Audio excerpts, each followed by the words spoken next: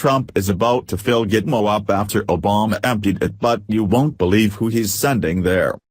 Another campaign promise on the verge of being kept by our new president. While President Donald Trump has been having a stellar showing abroad at the G20 summit, Attorney General Jeff Sessions along with his deputy, Rod Rosenstein, and Director of National Intelligence Stan Coates took the time to visit the Guantanamo Bay prison camp at the U.S. Naval Base on the island of Cuba.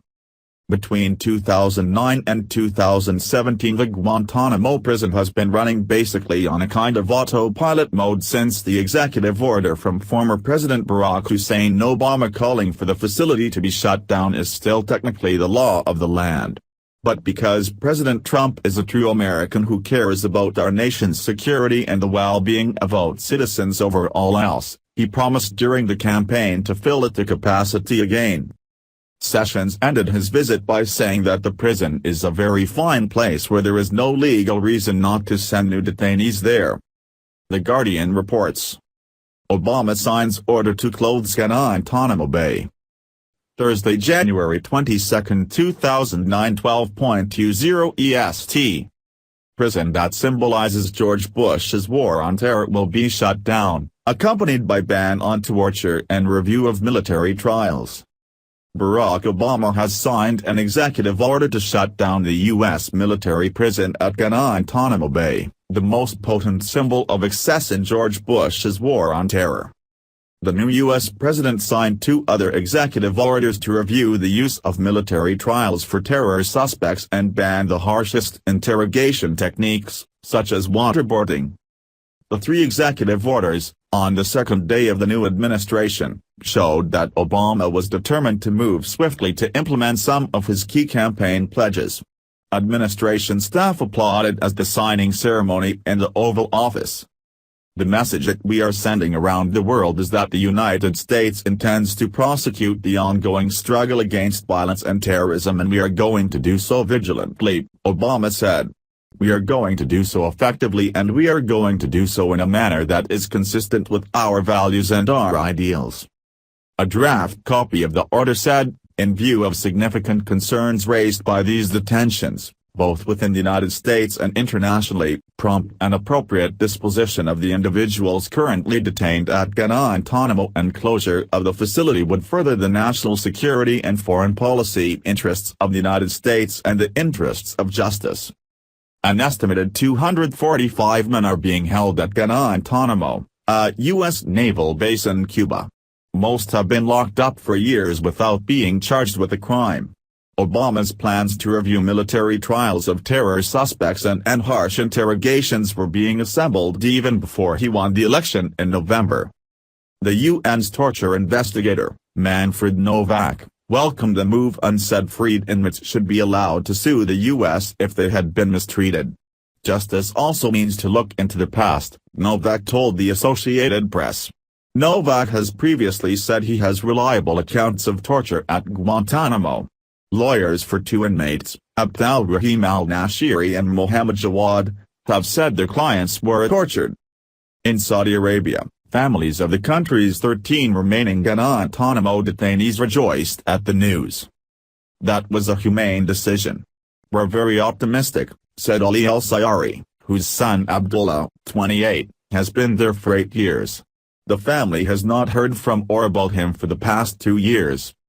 Obama is correcting the mistakes of his predecessor, said Ali al-Shamrani, whose nephew Mohammed al-Shamrani has been in Guantanamo for 8 years. Obama's nominee to be the Director of National Intelligence is set to tell Congress there will be no torture, harsh interrogations or wiretaps without warrants under his command.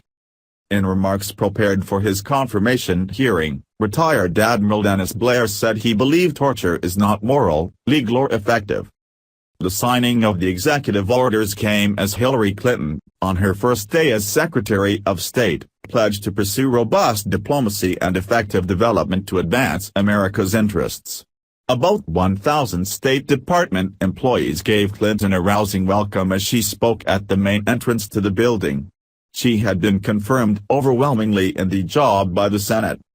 I will do all that I can working with you to make it abundantly clear that robust diplomacy and effective development are the best long-term tools for securing America's future, Clinton said.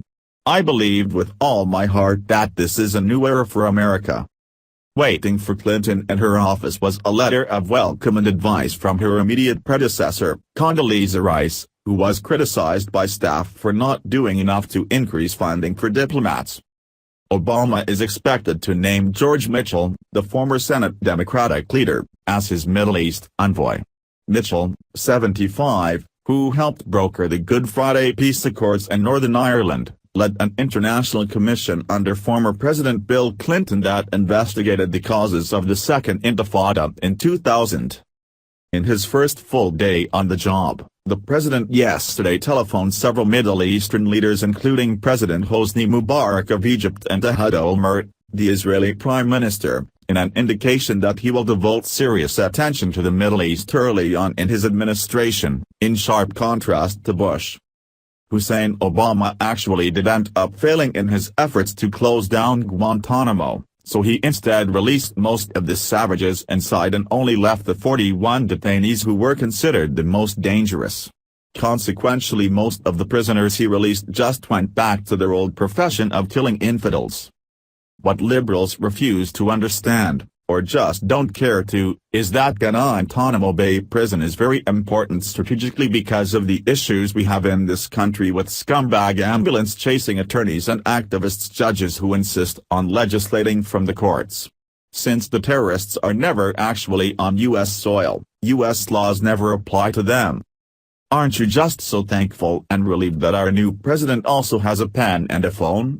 While Barry Soetoro insisted on coddling our enemies and alienating our friends, President Trump has all the intentions of finishing them off and bringing about true peace. Please share if you are happy to see Club Gitmo back in service. Thanks for watching. Please subscribe Breaking News 365 channel. Goodbye and see you again.